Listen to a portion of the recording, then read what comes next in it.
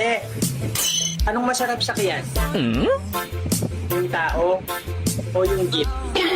Siyempre yung tao. Ha? Bakit? Yung jeep kasi, pag malapit na, humihinto. Pero yung tao, pag malapit na, bumibilis. Pare, hindi nakalaki yung pinto nyo. Baka mapasok kayo. Wala ba si pare dyan?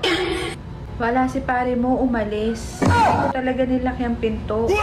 Alam ko kasing darating ka. Magaling kang kupangga.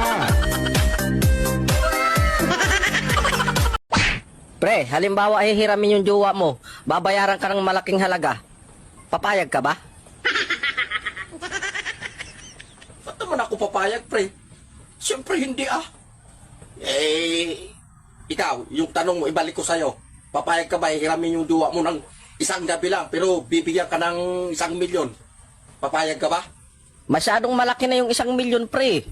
5,000 lang, ipapayag na ako eh. Nahihiram nga ng libre, yung pa kayang may bayad.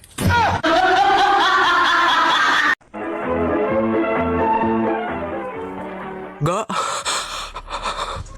mauna kini adlaw ang kikatakda ba? Ayaw gid ba yung taon pasagdi nga ato mga anak ha? Kay kanusa ba lagi na ko na sila gipasagdan? Basin ba og pasagdanan nimo sila ug wa nako? Ay dili na may tabo oy. Bantay ha? Kay kung dili gani kakatuman, kalgon jud ta ka. Ngano nagisgot mga anak?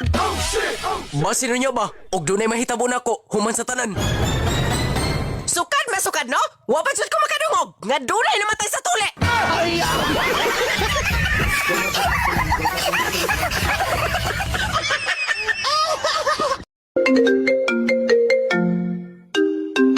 Hello? Ikaw bang boyfriend ng anak ko? Ay, opo tita. Hiwalayan mo na ang anak ko at wala namang nangyayari sa inyo. Hindi po pwede tita. Anong hindi pwede? Hindi po pwede na ipakita namin sa inyo na may nangyayari sa amin.